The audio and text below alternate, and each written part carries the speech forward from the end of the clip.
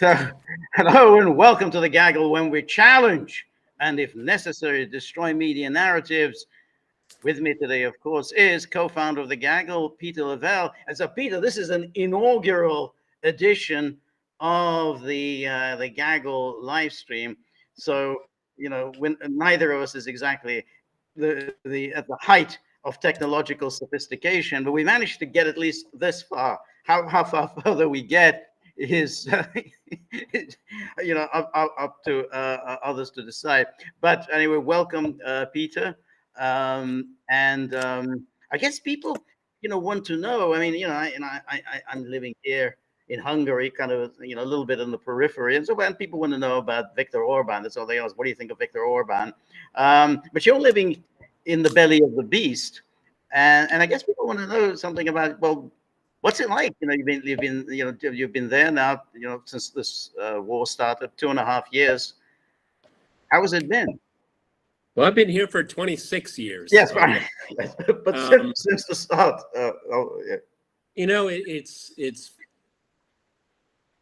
it's really not very easy to explain because it's everything around me is normal. So it's kind of like asking a fish, do you notice the water around you? Okay.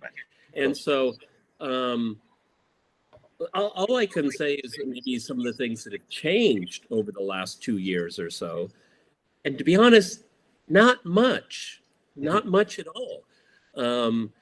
At the beginning of the conflict in February, or this iteration of the conflict, because this conflict started back in 2014, there was this huge ambiguity. What's going to happen to the economy, mostly than anything else?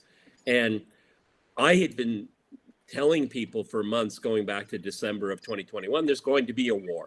Okay, the clock, the countdown is ongoing, and we're working towards that. You and I talked about it a lot, and so I was telling people, if you got some extra cash and there's a big ticket item like a washing machine or a refrigerator or something like that, you might want to think about buying it now, because if it's a foreign producer with a big label on it, they might not stay, because there'll be a lot of pressure for companies to leave. I ended up being right on that one, and I don't know. There are some of you that know the brand name Dyson, and it's very popular with women because they're very good with their hair.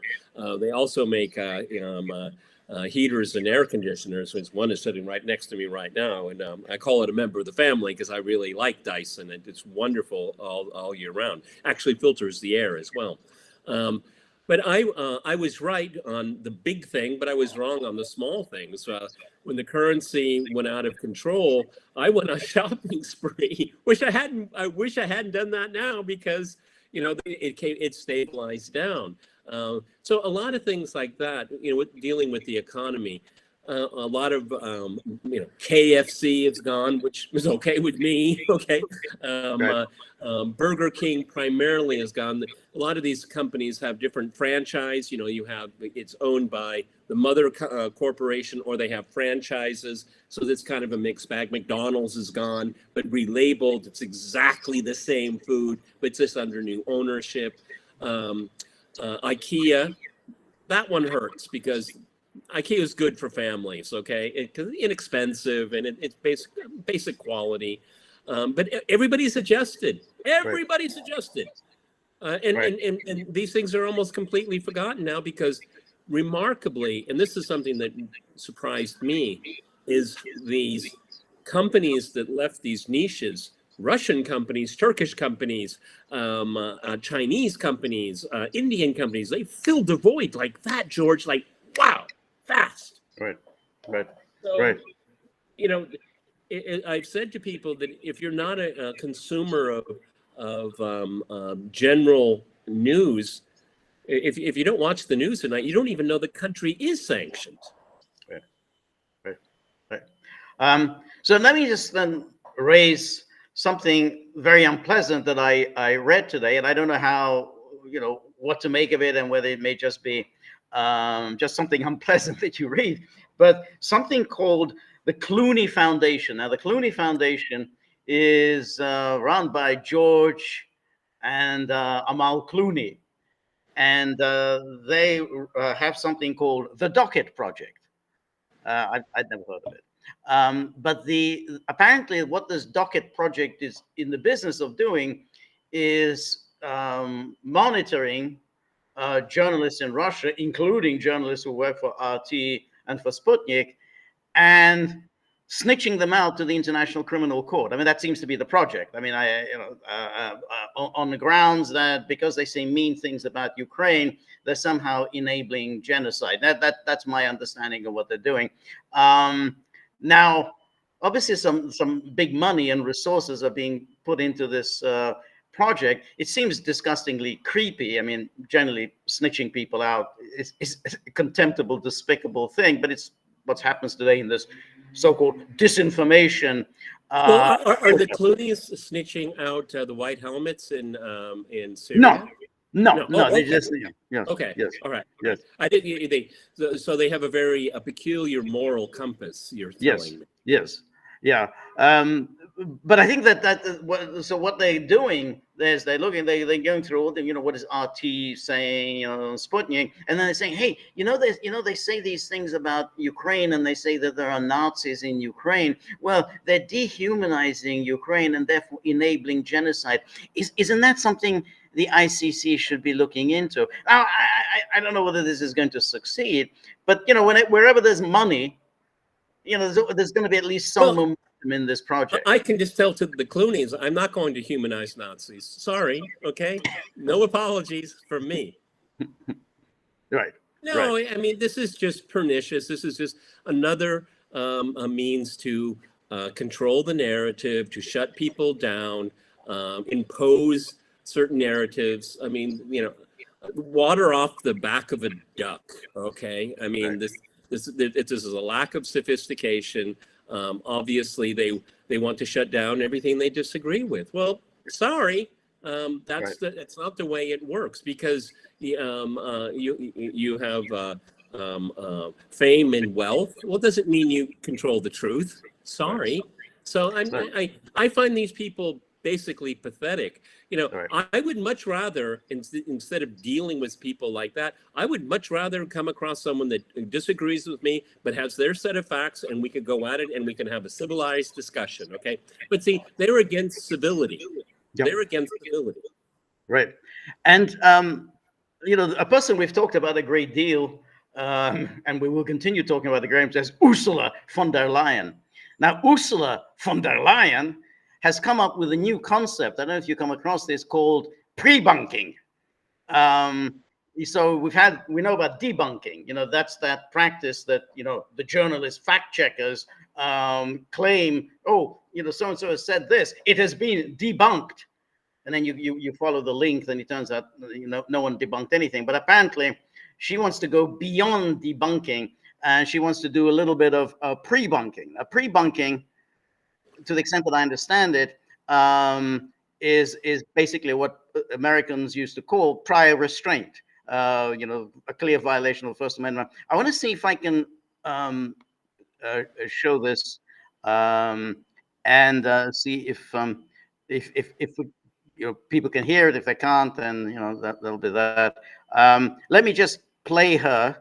It's horrible to listen to, I know, but let me just play her. If you can hear this, then that's fine. It's just a short excerpt, but if you can't, then we'll forget about it. So, okay. Can you hear it, Peter? No, I can't. Okay. All right. So that's we'll forget that.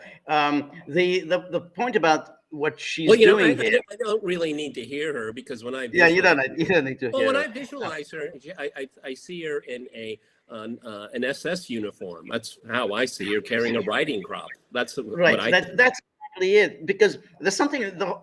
If you just follow her arguments, she uses a lot of terms like infection, and we must build up our immunity system.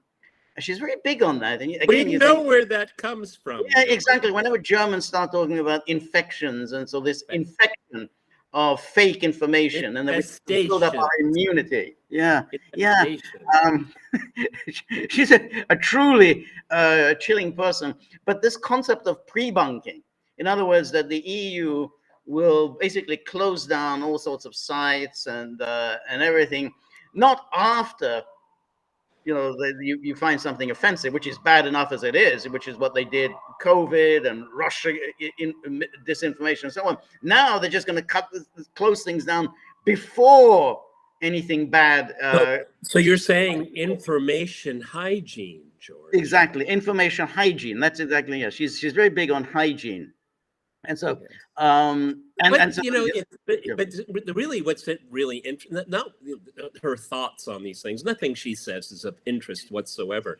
But what is very interesting is how these very authoritarian, totalitarian constructs have wormed its way and taken over.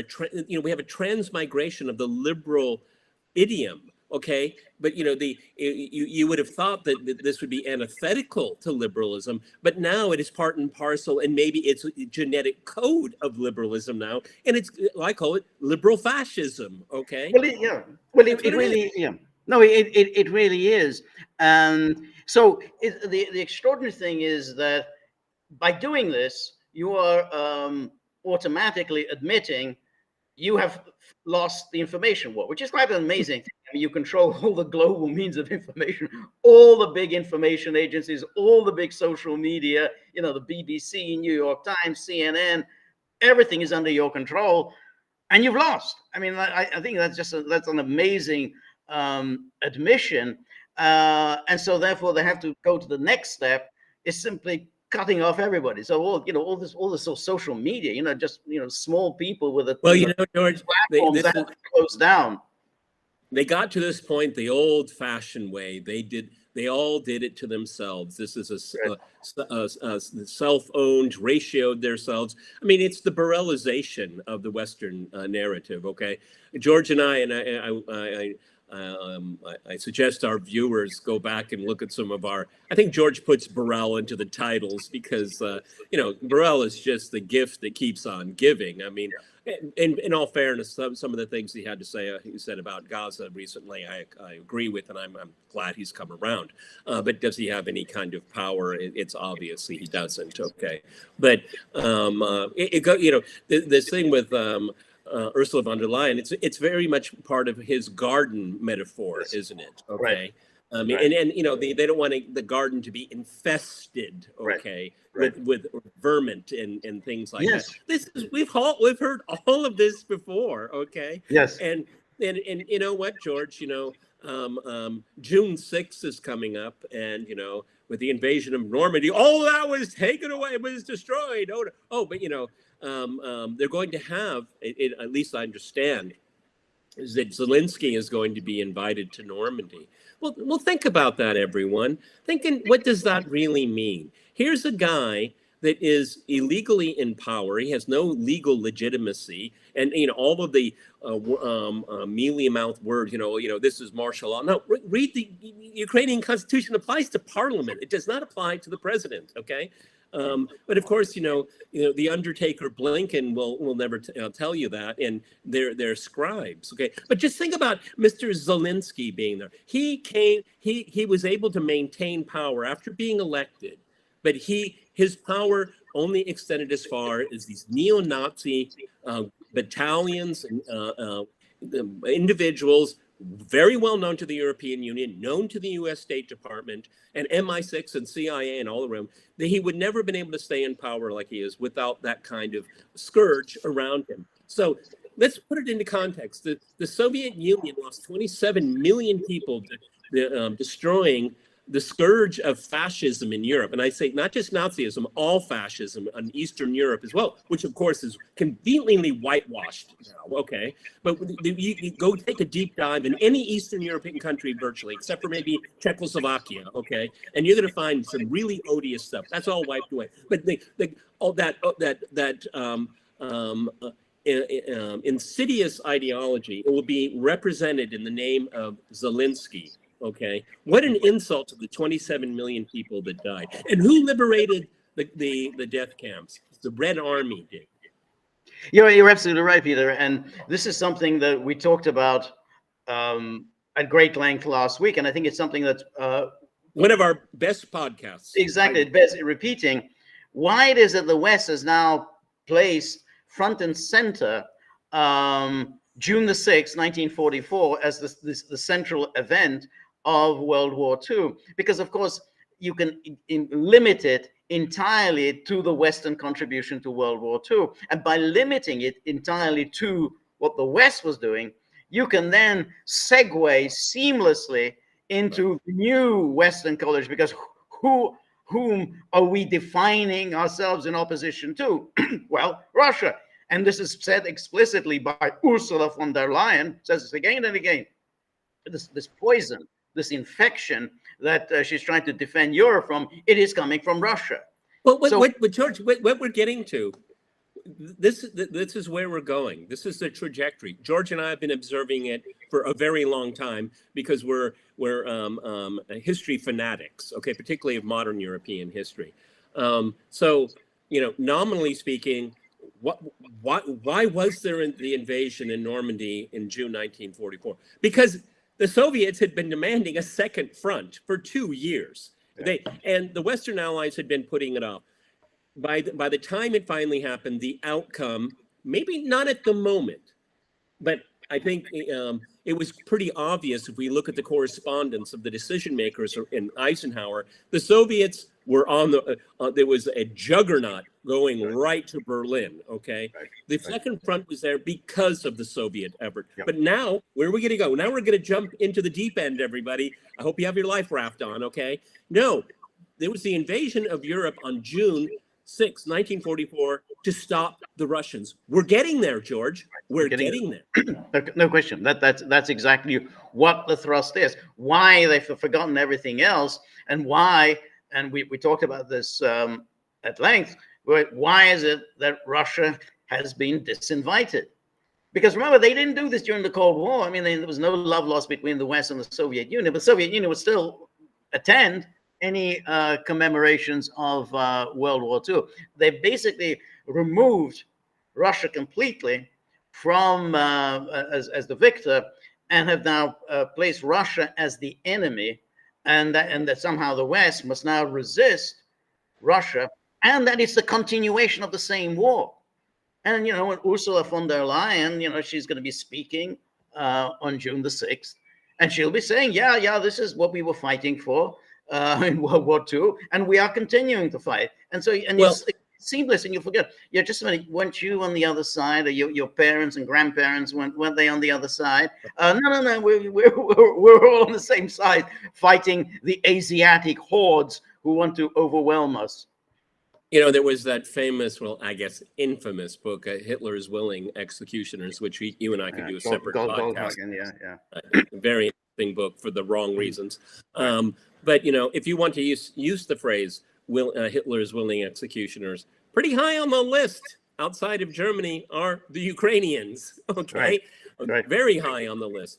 I always get the date wrong, but the Soviets were still stamping out Ukrainian Nazis well into the 1950s. Yeah, 10 years after the war had ended. Yeah. As the war was coming to an end, Ukrainian Nazis went where? Oh, some of them went to Canada. We just saw one recently. That's right, exactly. And then we had Boris Johnson was it in Parliament, the House of Parliament? Yep. It was the House of Parliament, yeah. With the Azov battalion. Yeah, the Azov battalion. And everyone will say, "Oh, but that's a whitewash. They're just nationalists and all that." No, everyone, go back to before 2014. Look how the European Union designated these groups. Okay, before the conflict, when the Trump and later Biden administration was funneling huge amounts of weapons into Ukraine, there was a caveat though. You can't give it to these people because these people are Nazis. Okay, that was law. I think it still is law. It's just overlooked. Okay, so you just can't say this is suddenly invented. It has a lineage. It's been going on since the end of the Second World War. No, that's exactly right. And of course, that principle that just says about, they're just nationalists. It's not going to apply to anyone else. Imagine you were to, you find some Italian, some guy who supports, say, Salvini, and find, when he was 17 years old, he wrote a school essay saying something nice about Mussolini. you know, the very next day, this guy would be out.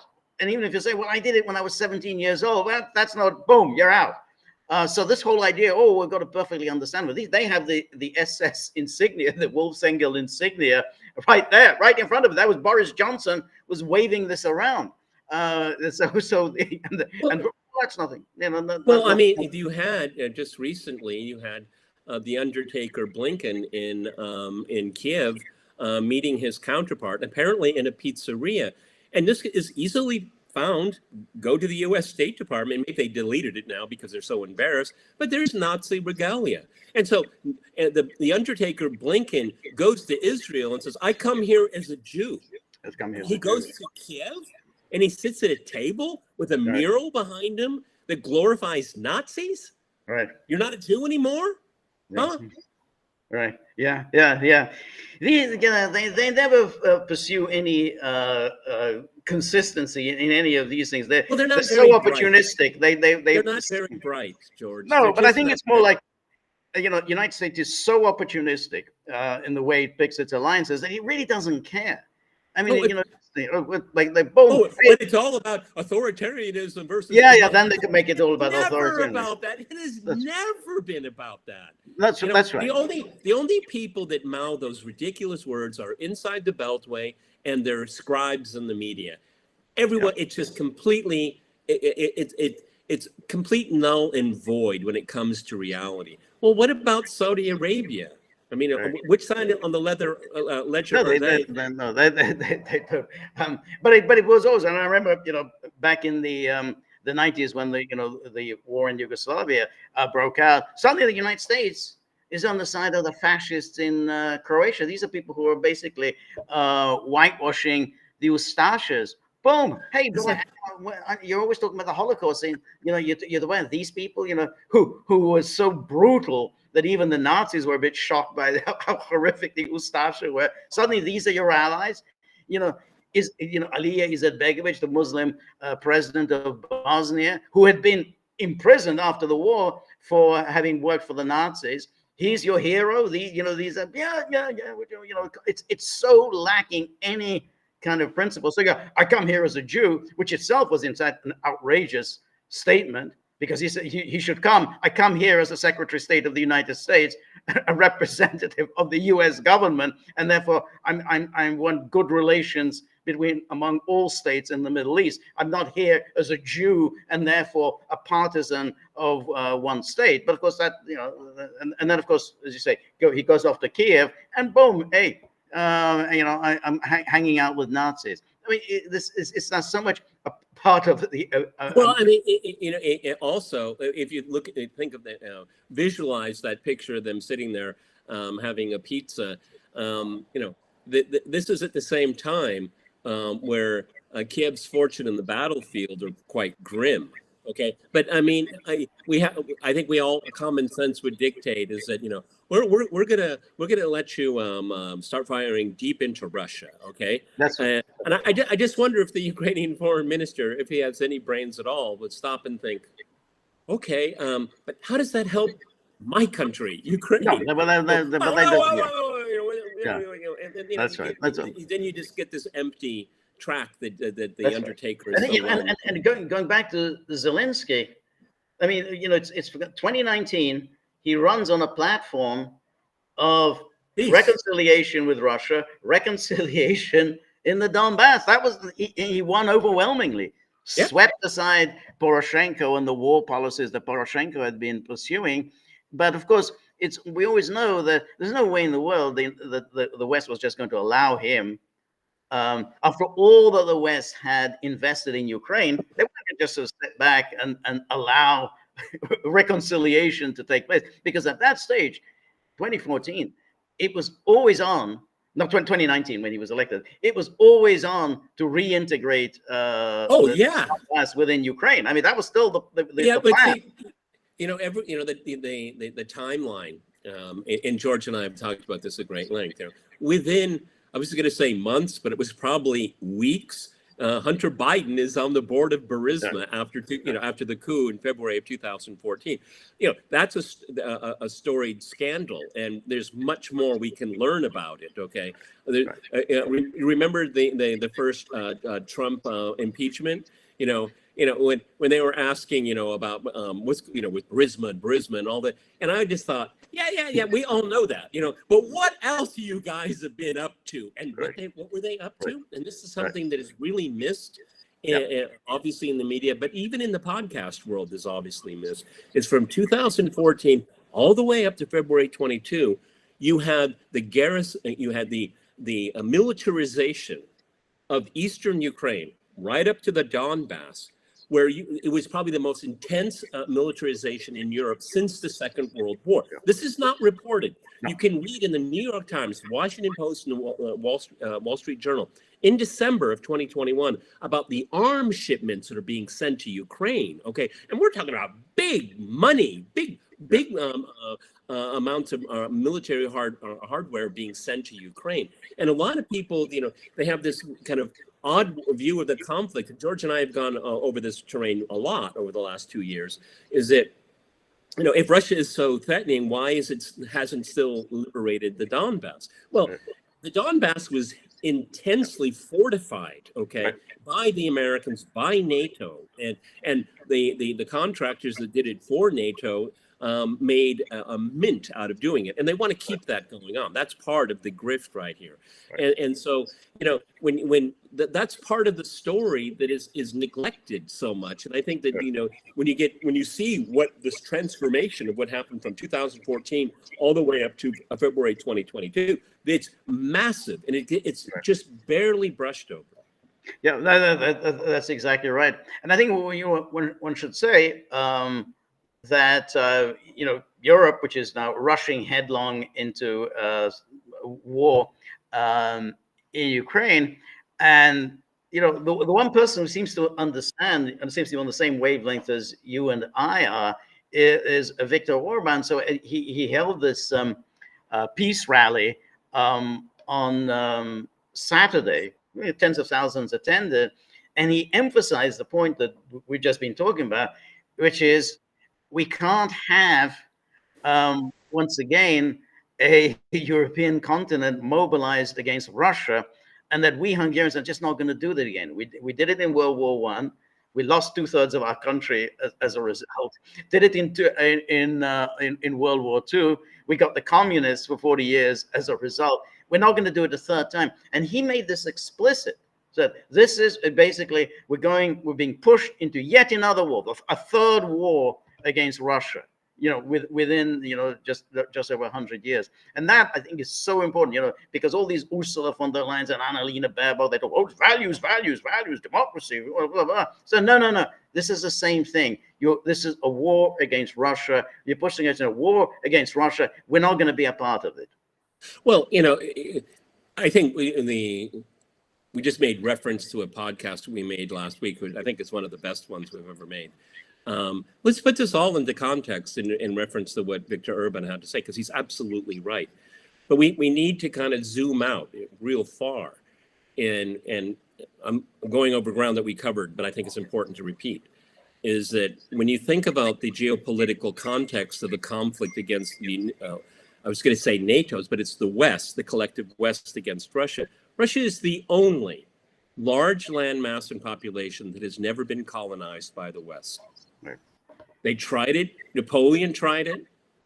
The Kaiser, he tried it. Hitler tried it. But in the case of Hitler, and it foreshadows the present, is that you had almost the entire collective West when Barbarossa started. The United States was not in the conflict, and the UK had been basically neutralized for the time being. Which allowed Hitler to do the invasion. But who was in the invasion? Just about everybody in town, George. That's about everybody in town. All of you. Yes. Okay? Everybody, yes. No, my grandfather, he was, we weren't there. They like to whitewash it out, okay? But this was a crusade.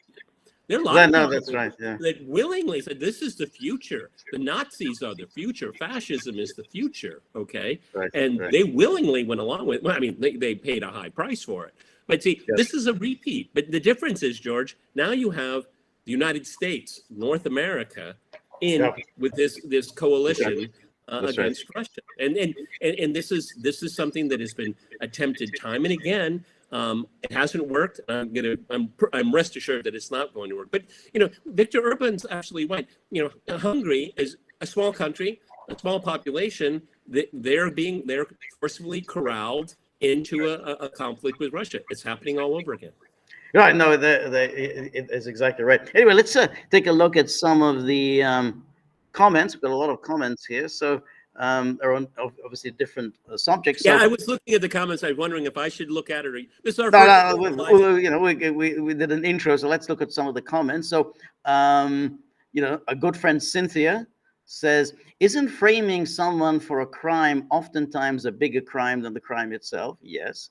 If that's so, then when Trump becomes president, why doesn't he have Biden and his judicial thugs arrested and convicted for such a crime as that? Biden will likely escape conviction by evoking presidential immunity, especially if the deep state still has his back. But his cast of criminal thugs will likely get some jail time for that crime, don't you think? Well, I think that's right. I mean, we've got this immunity decision that's going to come down sometime this month, probably on the last day of the Supreme Court's term. One has to assume that the Supreme Court will say presidents do have immunity, but they'll say you're going to have to sort out some of Trump's acts may have been private, some of it were presidential. So it's up to the judge and the defense and the prosecutors to figure out. Good luck doing that. Good luck with that. So going after, I think you're right, Cynthia. I think going after Biden, he's going to immediately invoke immunity. But again, I mean, they're going to say, well, yeah, but some of your acts may have been private. I don't know. If you're going after your political enemies, is that private? Is that political? But the people who work for Biden, they're not going to be able to invoke a presidential immunity. And so, yeah, I mean, once you've done this, something that the United States has never done in its history, which is one administration legally going after its predecessor, you've opened up a whole can of worms. Well, this isn't going to end. Cynthia, your heart is in the right place, and I feel it too. I feel that pain too. But George has already said it.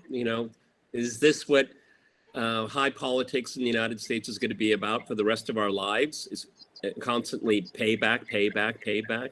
It's the left that is the left has no ideas. They don't have a program. They certainly don't have a candidate for president. Okay, right. And they're just reverting to lawfare. That's all that they have got, and they have a willing, pliant media to do it for them. But do we want to go down that rabbit hole of doing that? What we need to do is give justice, for example, to the January 6th defendants. I think that pardons and compensation are definitely in order. These hoax prosecutions should undergo judicial review. Okay, and if judges have broken the law or gone beyond their mandate, at the very least, they should be shamed for it. They should be pointed out. Okay. Right. Look, I'm not interested in purges. I'm not interested in bloodbaths and stuff like that. I mean, I sometimes, I'll tell you, everyone, the moment for me was the Kavanaugh hearings.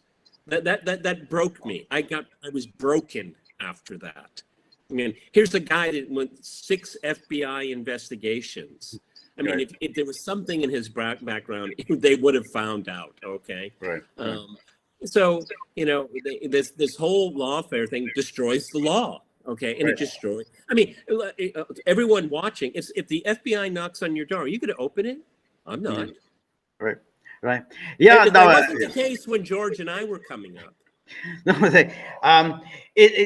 but Cynthia does raise an interesting question. I mean, what does the deep state do? Because of course, the people who are around Trump are saying, well, first thing we're going to do on January the 20th, 2025, is we're going to purge the Justice Department.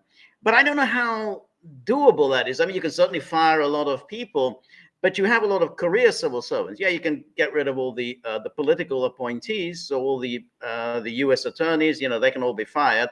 But what about the career prosecutors. They're not so easy to fire because they have all the civil service protection, and the DOJ is just riddled with corruption. I mean, it's just all of it is absolutely dreadful. And look, they went after Trump when Trump was president. I mean, it's like his own Justice Department basically went after him and tried to destroy him. So it's not going to be easy removing. I mean, Richard Nixon tried that. He basically, the Democrats run this government. That's why he tried to get around it. And we're having his own kind of so to speak kitchen cabinet, and to go around the bureaucracy, because that bureaucracy was there from FDR through JFK. They all hated Nixon, and he couldn't get his hands around it. So it's not going to be that easy, however much Trump may appoint, this or that, good guy, because this bureaucracy is going to resist ferociously. George, I see a message here. Don't forget Rumble rants. Are we doing that? Well, there are Rumble rants, yeah, exactly. Yeah, we should say that. Please, Rumble rants are, what is the lifeblood.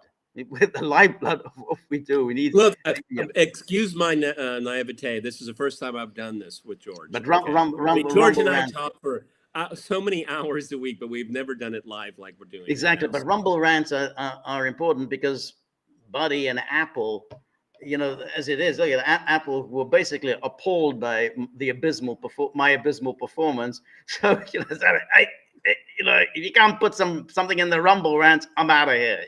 That's that. You can barely stay awake. Anyway, we should call them Apple rants.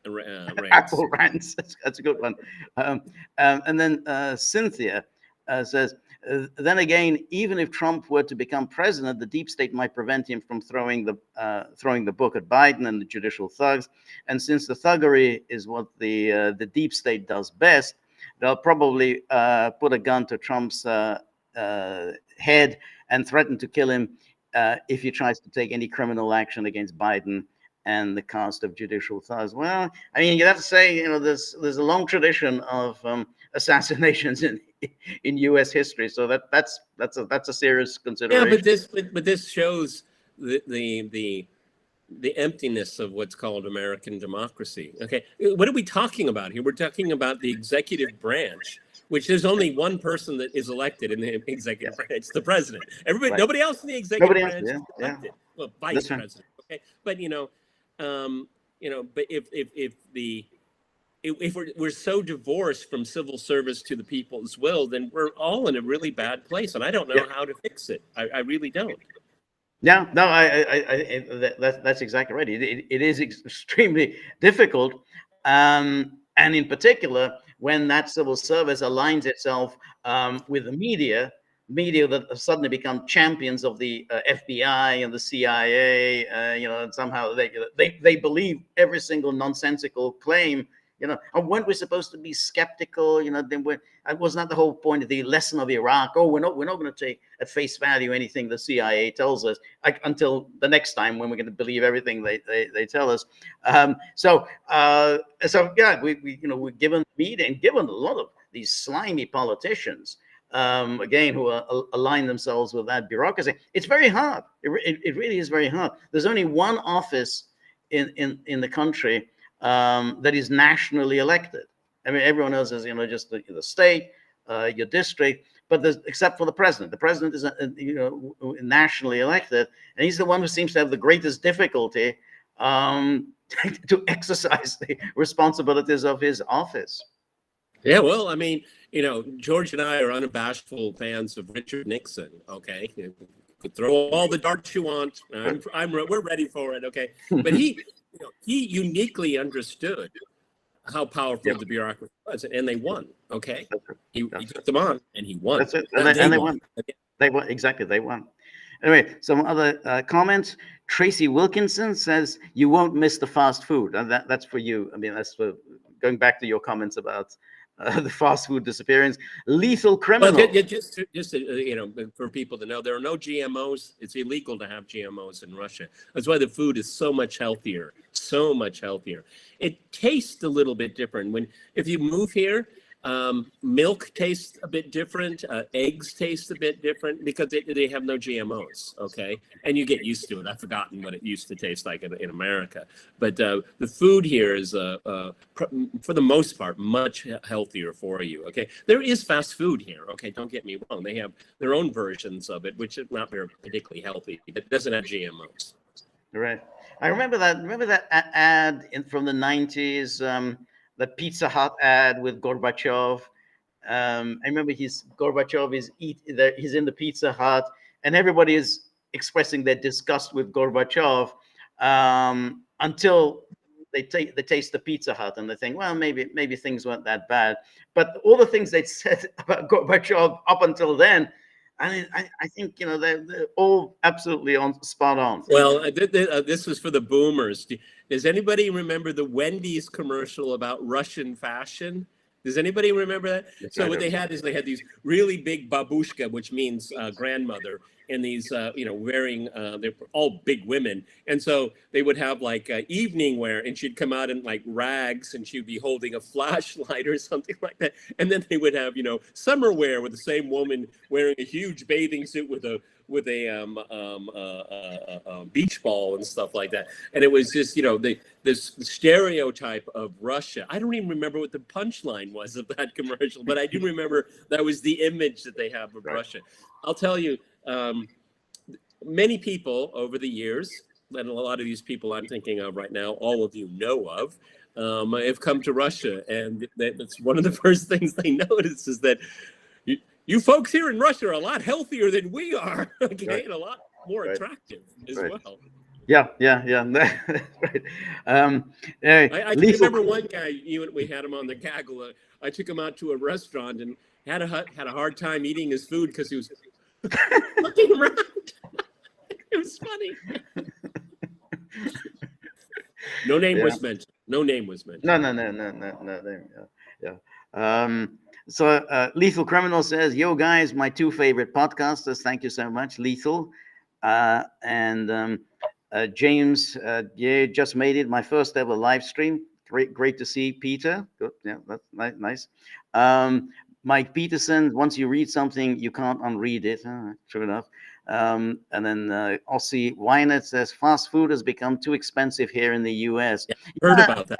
I've noticed that the fast food is now becoming unaffordable. I mean, that was the whole point of fast food, was that it was pretty junk food, but at least it was affordable. It's not even affordable anymore. Well, that's how we got through university. Yeah. I mean, I remember Taco Bell. I mean, you didn't have to spend much, but you could fill yourself up. Apparently, that's not the case anymore. That's right. Yeah, it's like Chinese food. I mean, it was like you fill yourself. James Kelman, good morning from Ontario, Canada. Wow, that's good. James says George is good at doing impressions. Love the Bernie Sanders. Yes, he is. GMO means genetically modified organisms. Okay, GMO. So GMO. Okay. Is the O organisms? Or what is the O? GMO. Genetically modified. Yeah, it's genetically modified. Is it organism? Okay, I guess so. What else would it be? I don't know. GMO or NGO, pick your poison. Cool. Oh, yes, that's right. Excellent. Well, speaking of NGOs, George, the Georgian Parliament, the ex-Soviet Republic of Georgia Parliament, overrode the presidential veto on the should be called transparency law, but that's on their foreign agents. You heard it here. You weren't watching it live. Get ready for colored revolution, forced regime change, because it's right on track. It's right on. There's going to be an election later this year, and they're going to go after this guy, this Georgian prime minister, ferociously. I mean, he's already becoming a kind of the hate figure number 3. After Orban, Fitzo, and now this prime minister. So they're going after him. The overriding the veto was always obvious, but I always say this, and we've said it many times before, that this Georgian president is a joke. She's not a Georgian. I mean, she was simply, parachuted in, in order to make sure Georgia. Does she speak Georgian? Well, I don't know. I would doubt it. I mean, presumably they just tell her, here, you read this, and she just says it probably in bad Georgian, and that's it. But everybody doubt it. Georgia and I have been following this in Georgia. Now, for some of you, this may be kind of esoteric. And why did George and I spend our time on this? It's really important because you have the NGO brigade. They're deployed to for free elections, transparency, all these good things, trans rights, all this. Okay, but the poison, as our viewer has pointed out, is exactly what it is, because it has nothing to do about necessarily an ideological agenda. It's all about how you use and abuse power. That's what it's about. Okay. With the mainstream media, with NGOs, that's all warm and fuzzy. It must be nice. No, it's not. It is poison. Okay. And as George, what's the big fuss about? They want to, and it's already been passed into law, that NGOs to get foreign money, if 20% of their budget is foreign money, they have to tell the state. Okay, that's called transparency. In Georgia, the opposition and their Western acolytes, say this is a Russian law. Well, no, it's not. If you really want to go down that track, it's an American law. Right. The FAIR law that was passed in something in the late 1930s, 38, I think. Okay, like, yeah. But in 2005, Russia had, for the first time, had its own foreign agents law. Okay, and it was basically a carbon copy of the American one. And now the Georgian Dream Party is enacting theirs because they want. It's a small country. It's a small population. If you've got $20,000, you're a rich man in Georgia, a very rich man, by the way. Okay. That's right. What I find so amusing again is that Georgia insists on transparency because we don't want to be. We want to know about influence from abroad. Gets condemned ferociously by the EU, the same EU that it goes on and on day and night about foreign interference in the EU. We have to do something. And we were talking about, Ursula von der Leyen, we are in danger from foreign interference, foreign influence. We have to stamp out foreign influence. But when Georgia does it and says, we kind of want to know, who exactly is influencing politics abroad, shut up. Shut up. When Samantha Power shows up with her checkbook, we want to know who she's writing checks to. Right. I would. Exactly. But so don't ask about that. While she goes on and on and on about this supposed Russian influence and Russian interference and all these Russian influence operations, and then you're waiting for tell us what is we want to know Russia is Rupert Murdoch is getting all his funds coming from Moscow. We want some really juicy information like that. We never get anything. They tell us, oh, we found this website, Voice of Europe, and that is getting money from Russia. No one's ever even heard of this, Voice of Europe until Ursula von der Leyen or her minions brought up the subject of Voice of Europe. Oh, Voice of Europe. Oh, that it's coming from Russia, which we don't even know that any of it's coming from Russia. It's just a website. But the way they talk is that somehow Russia is ubiquitous, but they're unable ever to cite examples of this. Not once ever. Good morning to you, Jane, in Burbank, California. Last time I lived in the United States, I lived in Orange County. It used to be a red county. Now it's unfortunately blue. Okay. That's how long I've been away. No, that's right. But it is a long time. But I remember 1988 when George H.W. Bush won, quite comfortably the presidential election. That was the last time California voted Republican. But up until then, California was just solidly Republican. Republicans could always count on California. It was a very, very conservative place. Yeah. Let it become the People's Republic of California. Go away. Go away. Right. So E. Austin says pre-bunk sounds rude. That's right. And then Zigretta says pre-bunking as a word doesn't even make sense. It's literally making bunk preemptively and not countering. No, what it is it's silence. Just don't say anything. Yeah, that's what they that's want right. to do. Exactly. Okay. It's just like, prior restraint. The whole point is using that expression, prior restraint. Hey, it's unconstitutional. Government cannot go in for prior restraint. But here, she wants, yes, we want prior restraint, pre-bunk. Then why did the Americans fight the revolution? It was against that kind of behavior. Right. Exactly. Dead Man Walking. She's a blast of comedy. Vaccinate is the pre-bunk ad debunking false info. Yeah, her speech is Dead Man Walking. Her speech is absolutely hilarious. And then we have a President-elect Rooster. Thank you very much. Thank you for your rant. Pedro Royas. Peter and George, always brilliant in the analysis. Thank you. Best wishes. George, you're used to telling people to write these things, right? Okay. What? Well, I mean, it's nice. I want to tell everybody, a lot of people, George and I have been doing this for a long time, but a lot of people don't know. First of all, George and I have never met. Not once. Okay. Is that true? Yeah, no, you're right. Yeah, we've never met. Yeah. Number two, almost with, I can't, maybe there's a couple of exceptions, but we never talk in advance what we're going to do our podcast on. Never. Okay? George sometimes surprises me. Okay. Yeah. But part of my job, I read the news all day long from the time I wake up until I go to sleep. I'm always reading news. I'm always checking websites, podcasts.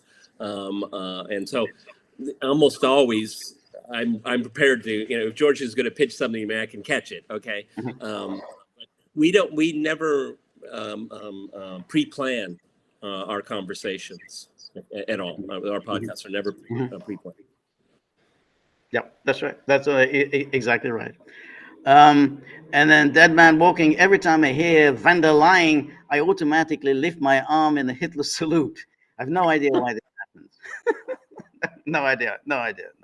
But I mean, look at her. I mean, she's from a very, very wealthy family. Yeah. And she married into money as well. So they're very rich people. It's kind of interesting, George. I mean, you go from the Kaiserreich, then you go to Weimar Republic, then you go to the Nazi dictatorship, and then we have the Pope. It's the same families. I mean, these people are really amazing. Yeah. They adapt very well. Adjust and adapt. Right. Adjust and adapt. As the Undertaker would say. That's right. Exactly right. Yeah, no, that's it. And those people, there are a lot of very, very wealthy families. They just went from the Bismarck's Reich, the Wilhelm Reich, World War I, Weimar, Hitler, post-war Germany. They continued having a good life, continued enjoying their money, and she really represents all that. Jonathan, thank you. Ringo says hi to Robbie and Skippy from what's it, Bartsville? Okay, and Johnny Apple and Buddy, thank you very much. Okay, the dogs are a very important part of our podcast. Absolutely, absolutely. So the dictator says they are live to okay. And then lethal criminals. The Soviet had won the war in the Battle of Kursk. And then DRSP Taylor, what we learn from history is that we do not learn from history. No. It's an amazing how very quickly people forget. I mean, that's it. Just a couple of generations and people have already forgotten whatever it is that we're supposed to remember.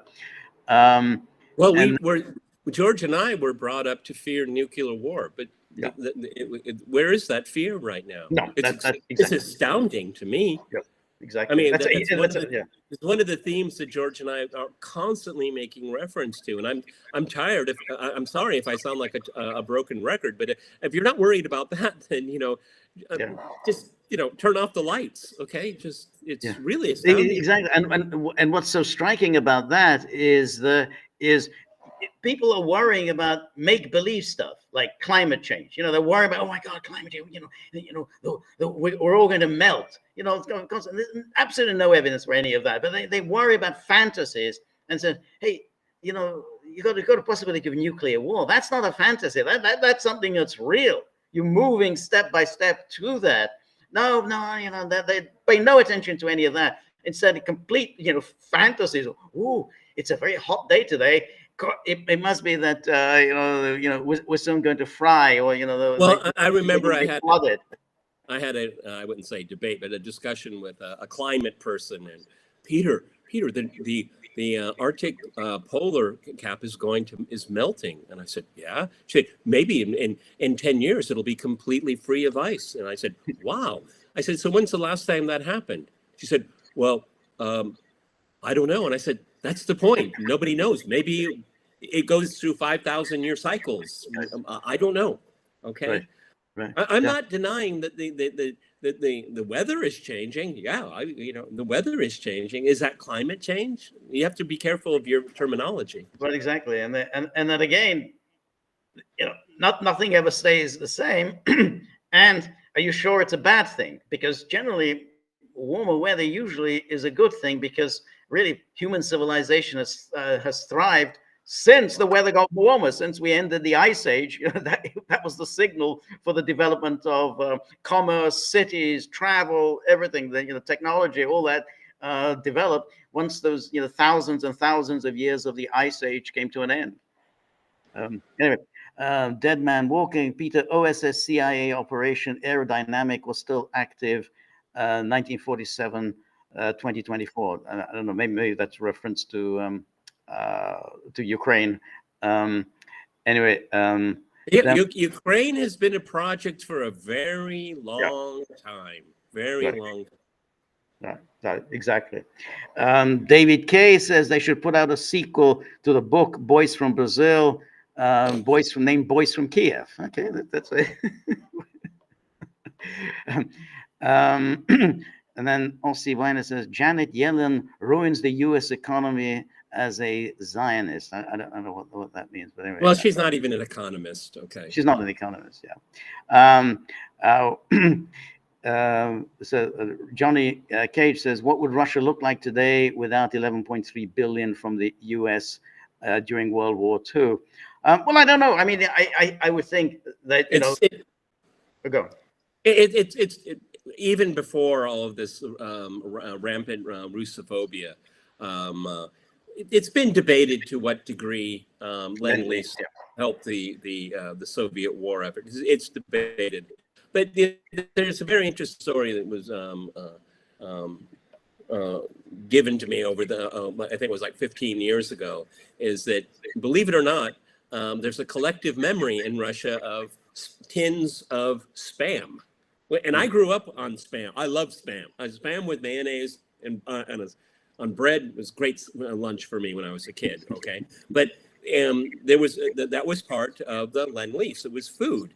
And since we've already mentioned June 6, 1944, the Soviets waited for 2 years. They were promised for 2 years for a second front, okay? Right. And so in lieu of the second front, they would open up a tin and say, I'm opening the second front, okay? Because they had Spam, okay?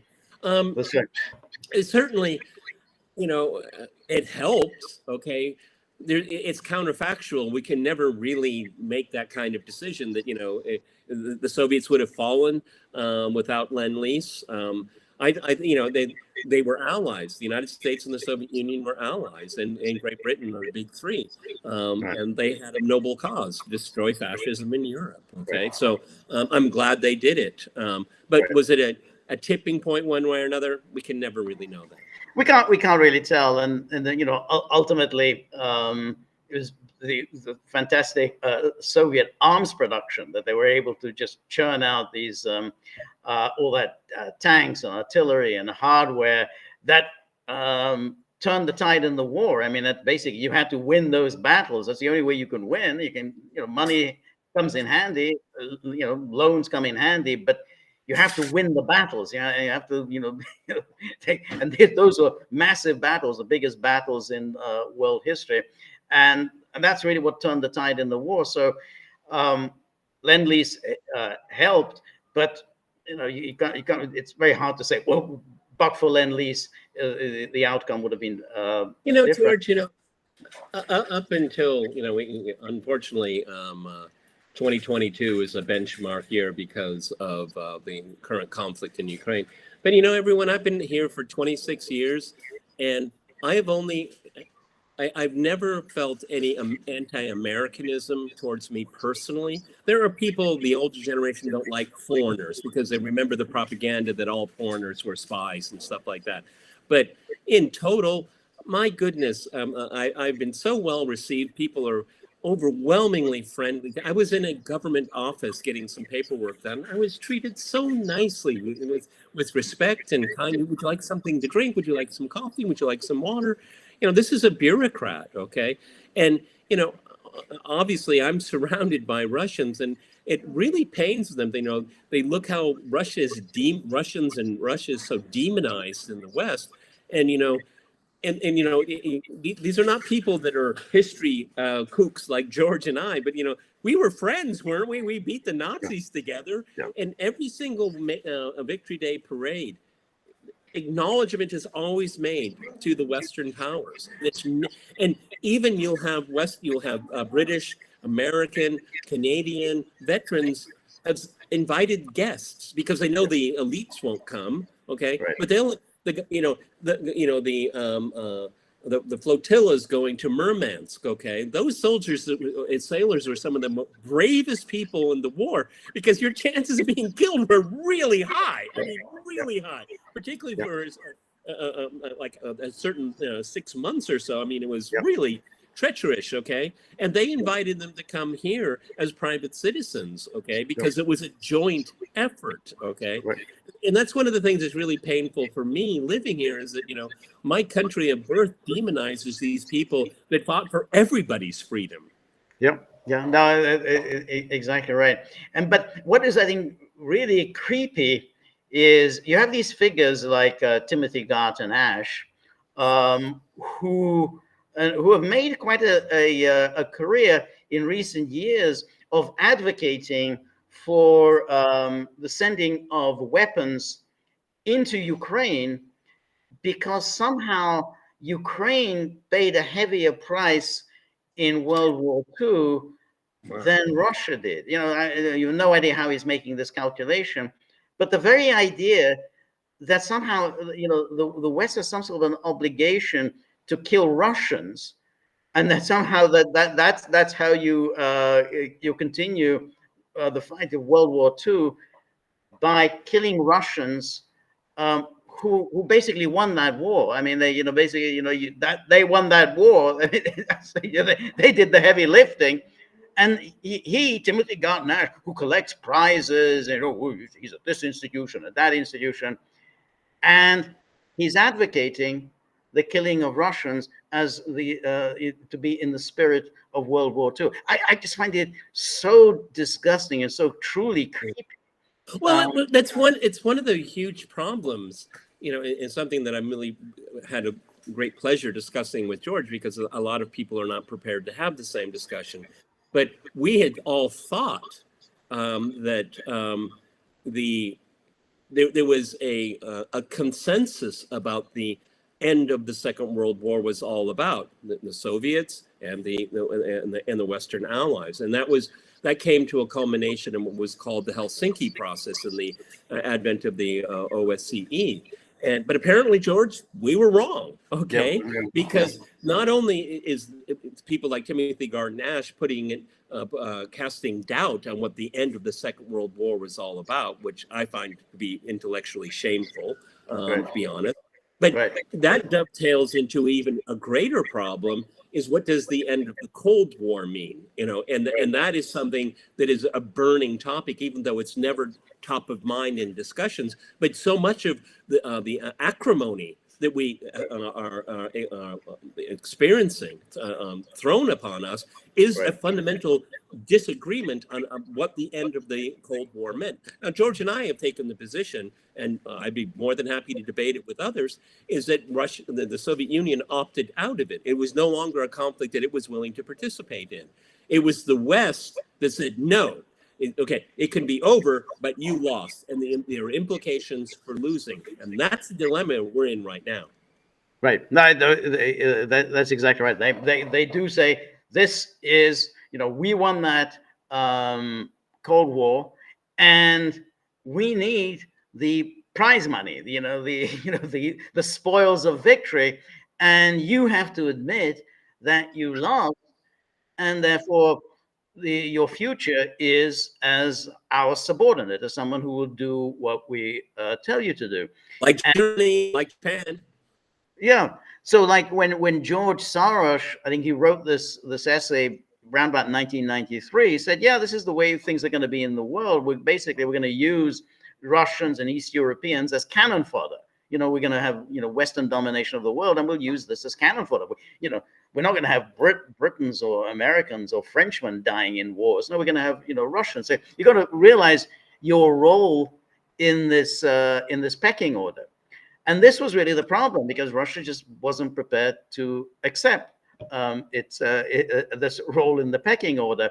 And so the roots or the seeds of where we got to where we are now was planted there in the immediate aftermath. Within hours of Gorbachev dissolving the Soviet Union, boom, NATO was already marching on to the east, in order to ensure that Russia will be something that we exploit, we loot, and then we use their manpower as cannon fodder. That because you lost, that's that you lost, and then and as we've talked before, it's amazingly naive on Gorbachev's part not to realize that was the agenda. That was always going to be the plan. Yeah. Well, see, and that's what guides the Western foreign policy makers. Again, this is we can look at the antecedents. Okay, we can go back to 2014 with the illegal transfer of power in Kiev. That's one benchmark. We can go to the end of the Cold War. That's another benchmark. We can go to the end of the Second World War. But see, for George and I, there's one common theme. It is the destruction of Russia as a major power. It's always the same theme. The circumstances are different, okay? Right. And so that theme has never, you can go all the way back to Napoleon if you want, okay? Right. And then we have the Crimean War in between, okay? But I mean, isn't it really interesting that, again, if you look at history, Crimea is again front and center. How is that? Because it's the Western agenda to deny Russia access to the Mediterranean, make sure that the Black Seas turn into a NATO lake. This is maybe Napoleon didn't articulate it as I just said, but that's what he said. Yeah, but that's what I have in mind. Yeah, that's exactly what I have in mind. Yeah, that's right. And of course, the same cast of characters are behind it. The British who are driving this insane Russophobic agenda, and the Poles. Now, it's very interesting. I mean, Garton Ash kind of rose, to prominence on being a champion of solidarity. Back, he's for democracy. And Havel's best friend. Well, Havel, exactly. My very good friend Václav Havel. So I think he wrote his first book about, I think it was on solidarity in 1980. But it's very interesting that Poland has emerged since then, since the solidarity era, is a rabidly nationalist Poland, deeply Russophobic, but however, which wants to dresses up this Russophobia into democracy, values, and so on. Listen to Radek Sikorski. Radek Sikorski says, we really don't have to take Russia seriously, because Russia, it basically loses all its wars. I mean, basically, every war it basically loses. I mean, it lost in World War I. It lost the Polish war in 1920. Almost got defeated in World War II. It basically is getting its clock cleaned by Ukraine. We've got to stop worrying about Russia now. It is so creepy and so demented, but this is the guy who's the Polish foreign minister. He goes to Weimar Triangle. He's going to be at the NATO summit and everything. But people listen to this absolutely insane, the narrow-minded Polish nationalism that emanates from Radek Sikorski and his wife Anne Applebaum. Yeah. But it's the same trope, okay? Sikorski is the last person that should be opining on these things here. I mean, what is Sikorsky's role? What he wants to do is he wants to be the first stooge. Okay, he wants to edge out Sergeant Schultz. He wants to elbow out Macron, which is pretty easy to do. It goes back to this new Europe, okay, and this is something the United States is very interested in doing because they're tired of the French, they're tired of the Germans. They want people that are on board, okay. The rabid chihuahuas in the Baltics, and then we have the hyena, Poland. Okay, that's what this is all about, a shifting of power within the NATO alliance. Because, Poland and the Baltic republics, they are willing executioners of American foreign policy in Europe, okay? And getting rid of the Nord Stream pipeline pretty much sealed the deal, if you know what I mean. Yeah. No, that's right. And that was said by the guy Morawiecki, who was the previous lot who were before Tusk. He says that America's got to realize old Europe, the hell with old Europe, France, Germany, they're useless. This is the new Europe. We're young, vigorous, and we're ready to fight the Russians. Yeah, exactly. We're ready to fight the Russians. And you think, okay, but it's like you really you basically owe everything to the Soviet Union. You were basically just wiped off the map. You were literally just wiped off the map. The state was restored by the Soviet Union. Oh, we can take the Russians. Anyway, well, I mean, George is absolutely right. I mean, if you look at the major infrastructure of Poland when the communist regime came to an end with the roundtable discussions in 1989, it was all Soviet built, all of them. Yeah, that's right. Rupert Fellow says the UK chose July the 4th for their election, a date significant to the US, and the US chose November the 5th for their election, a date significant for the UK. The special relationship is vomit-inducing. So November the 5th. There's never been a special relationship. It's just that it's a myth. It's always been a myth. I mean, if there is a special relationship, it only works one way. And Tony Blair told us about that. He was willing to lie his country into the illegal war against Iraq in 2003 because he just couldn't contemplate not being on the side of the Americans, whether they're right or wrong. Okay, right. That is a person of no moral value whatsoever. It's bad politics. It's bad politics. Right. That's right. It's exactly. I mean, ever since the Suez Crisis, the UK political elite has only had one idea in its head, which is we always have to be in with the Americans. We never fall out with the Americans. And every single prime minister, with the possible exception of Ed Heath, and he didn't last very long, has been committed to that idea. Whatever the Americans want, we have to deliver. Exactly. And can you spell Julian Assange? Yes, okay. Exactly. That's the special relationship. It's entirely one-sided. I mean, the Americans never say, "Oh, we got to keep in with the British." The only use that the Americans have for the British is that some of them have a very nice accent, and they think, "Hey, if we can get one of these UK prime minister who talk really nice, they love the accent, then we've got it made, because this is our front man, Well, I prefer a Scottish accent. Well, me too, Gaggle. But when they look, when they have Tony Blair. And to a lesser extent, Rishi Sunak, the Americans listen to that. Oh, that is so nice. If only we could talk like that. It just sounds such a lovely. I don't see it that way, but I know Americans are a soft touch for. Well, I mean, British accent. A British accent, it may sound nice, but it's still what they say is gibberish. So I don't care. It is. So then we have. David Kay says U.S. sanctions against Russia and China are backfiring spectacularly, and then Rupert Fellows, U.S. prime ministers check out the connections. Okay, Boris Johnson was born in New York, and then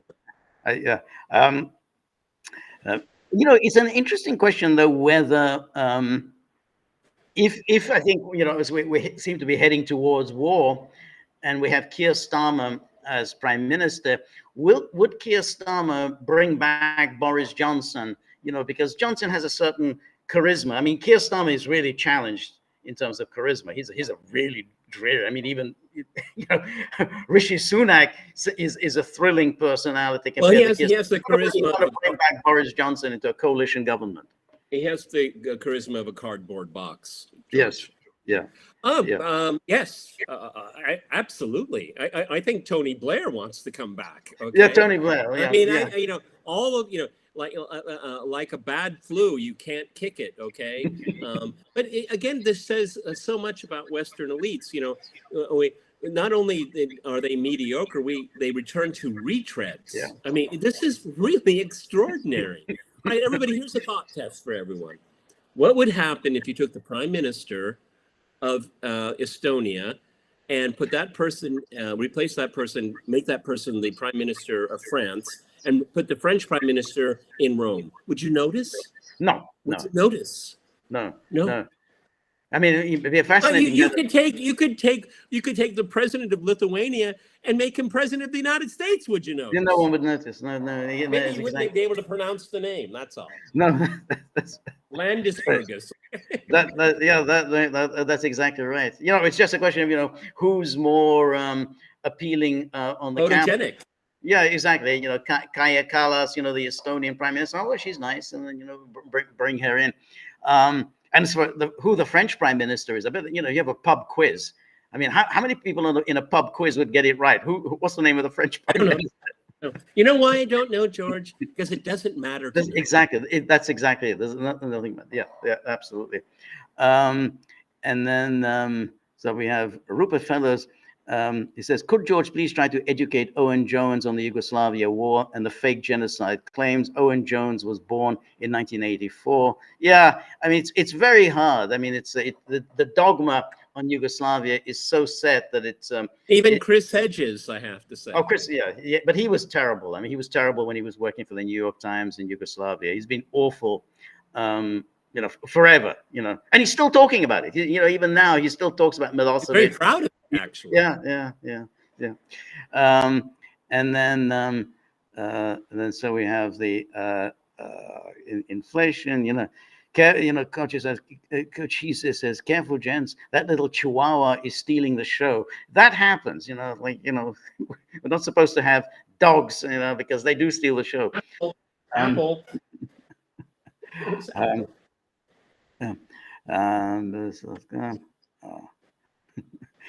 So, come on, Apple. Your fans want to see you. Yeah.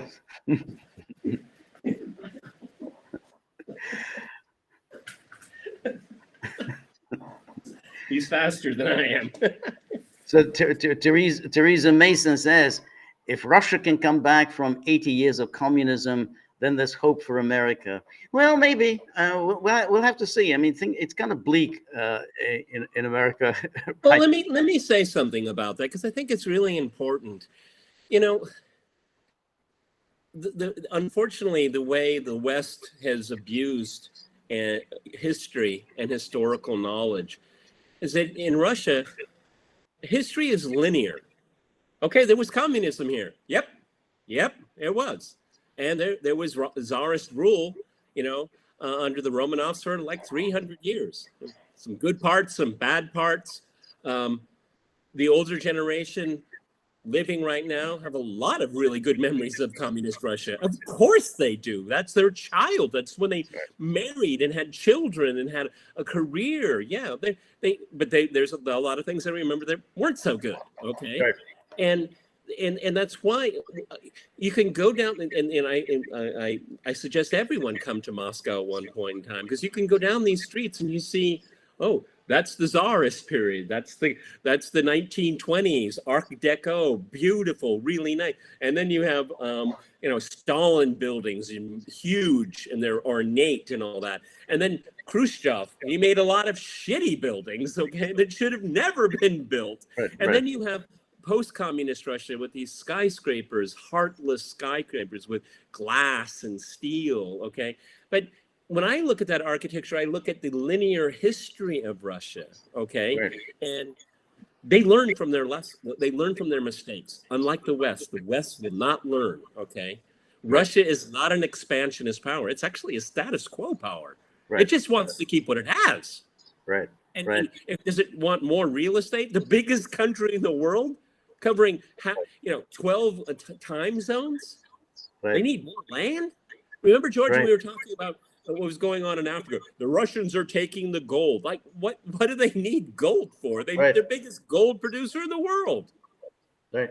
But it's a very, very, very interesting because of what you say, and contrast that with the United States, which seems unable to come to terms with its past. It's like you're still fighting the Civil War, and then you think, well, why are you still fighting the Civil War? You got new issues, new agendas, but they're still, you say, we got to take down Confederate statues. Why? I mean, the Civil War has been over since more, it's 160 years since it's been over. I mean, the generations that came immediately after the Civil War, they're the ones who needed to make that decision as to, how we're going to cope with the Civil War. Do we want to denounce them as traitors? We want to basically, have statues to them or not have statues to them. But why are we talking about this now, 160 years on? It becomes go on.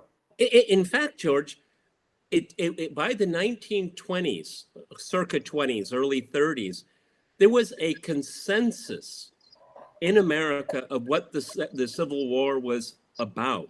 Okay, now it's just been politicized right now. Okay, and when you're destroying your history, you're destroying your path, your past. You're destroying the path forward. Okay, learn from your mistakes. Okay, I remember I was at a BRICS conference in Beijing, and I came. I spent time with the South African delegation. And it was during the time when they were tearing down all the statues that you just mentioned. And they said, yeah, we're taking down all of the all the apartheid statues. And I said, well, don't you want your children, your grandchildren to know that there was apartheid? I mean, physical evidence and, an anthropological record, because it's important to do that. It doesn't mean you glorify it. You're recognizing it was part of your history. Yeah. And that's what George and I have discussed, when you have the white generals during the Russian Civil War, which was really horrific, they have not, I wouldn't say they've been rehabilitated, but then they're just recognized that they were there. And it was a huge political, social, ideological conflict, okay? But they were there. It doesn't mean they were bad people. No, they thought differently. And thinking differently is not necessarily a bad thing. Exactly, they thought differently, and people still have qualities that are admirable. I mean, you'd have to say, like, just as you have the Confederacy, you don't support the ideas of the Confederacy, obviously. However, you can still admire the leaders of the Confederacy. That they had strong beliefs, that they were also very brave. They were great generals. They fought courageously. So there was, again, I mean, it's you have to accept history for what it is, the good and the bad.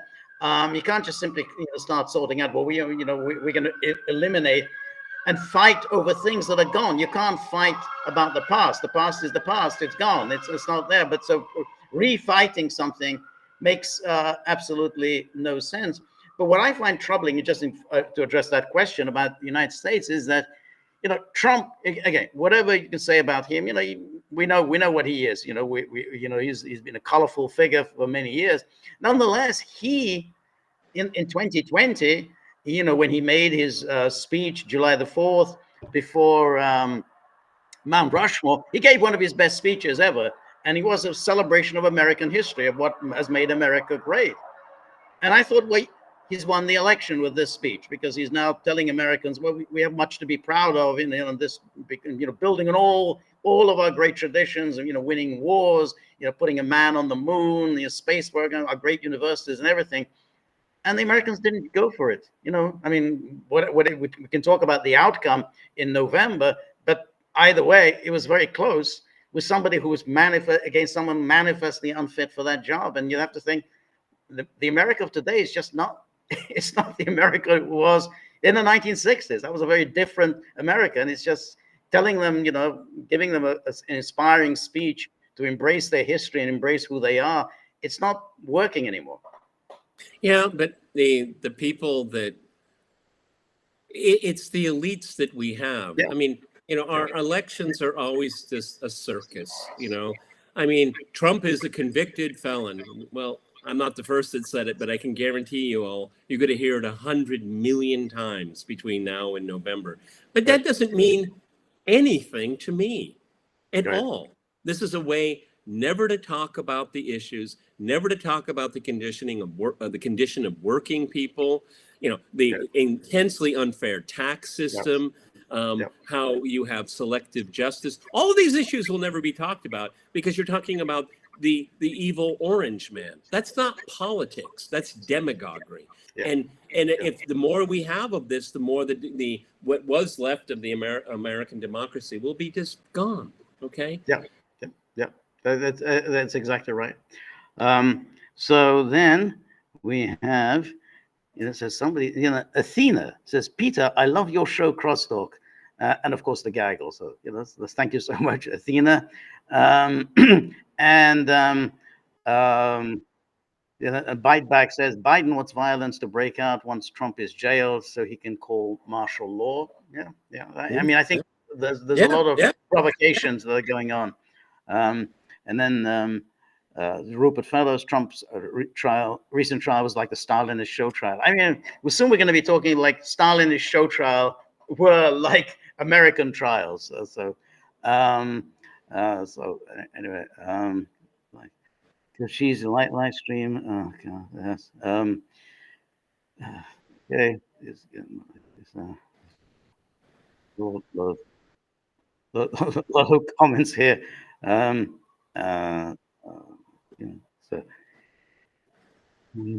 here, and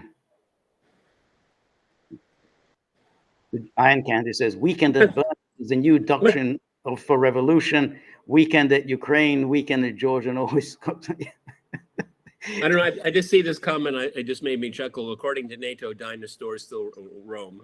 Thank you.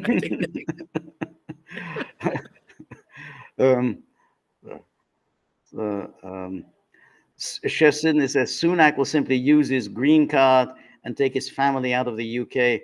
No one is for conscription, and George Galloway is leading the charge. Join the Workers' Party of Britain and so on. I mean, I think I don't know how this conscription is going to work in the UK.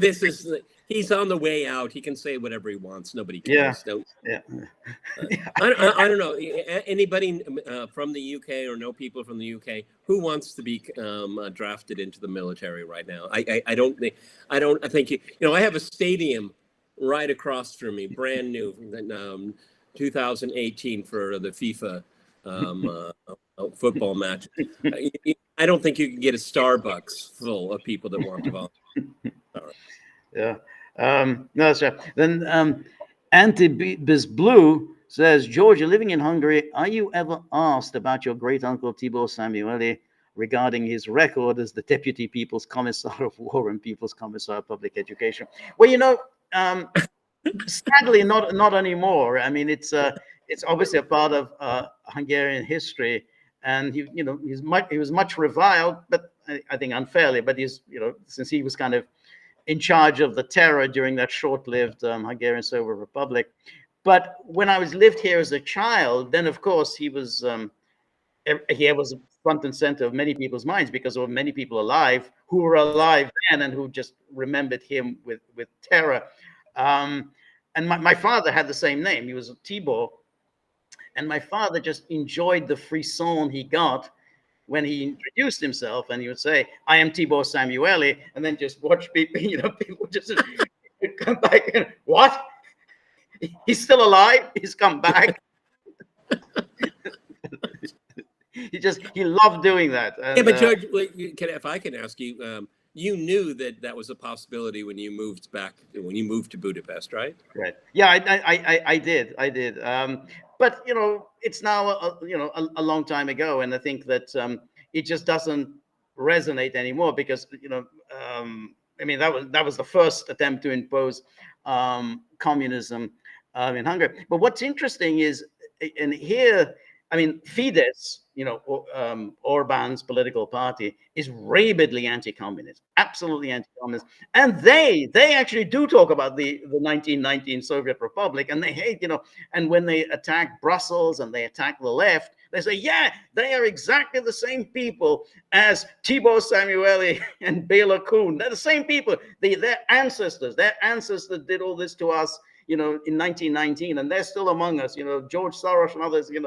So they know. So, but what's interesting is, however, Orban, despite this intense and rabid anti-communism, it's not translated into any kind of Russophobia and a policy against Russia. It just says, hey, we got to, that's part of our ideology. But in day to day, we need to work with Russia. Yeah, but that's common sense. That's absolutely right. Common sense. I mean, I lived in communist Poland for many years, and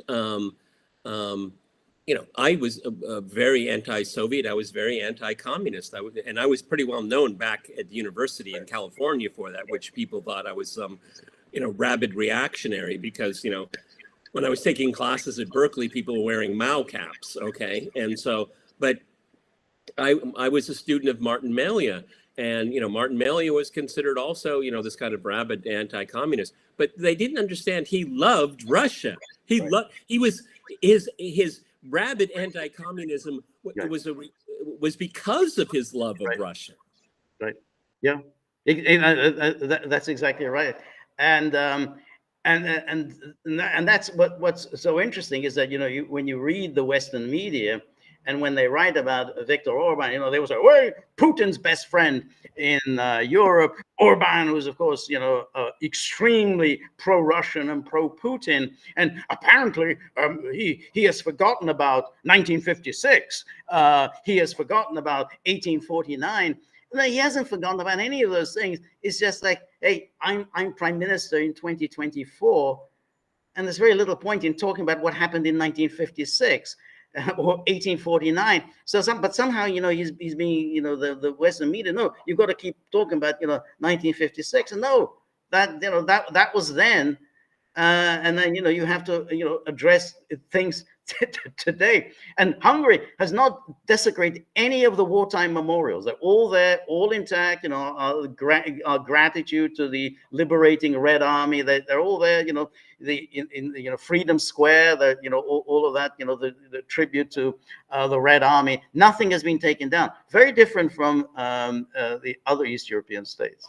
Well, yeah, and George, when it's really cringe for me when they talk about the Russians all the time. Well, during the Soviet Union, who was ahead of Stalin was Georgian, Khrushchev was Ukrainian, Felix Dzerzhinsky was Polish, Beria was Georgian. I mean, and we could go on and on and on. Okay.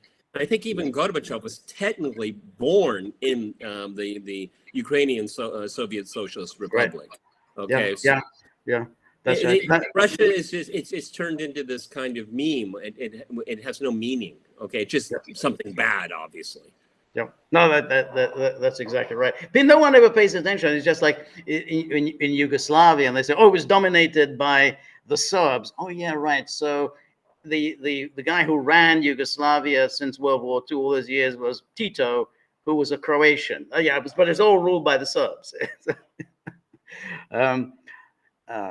Anyway, I think we probably, we're about done. I mean, we've been at it for some time. Well, in the comments here, would the viewers like George and I to do this twice a week? Give us some feedback. Okay. Yeah, absolutely. We have the time.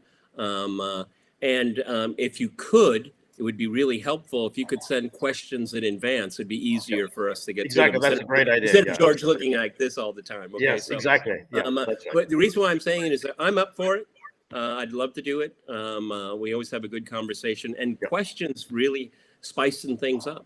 Exactly. No, I think that's an excellent idea. Exactly. Have some questions in advance, and we can, we can then immediately start off. And it's always a lot of fun. This kind of interaction and so on. It's a lot of fun. And I'll make sure the boys have a spick and span, or they'll give them a bath in advance. Okay.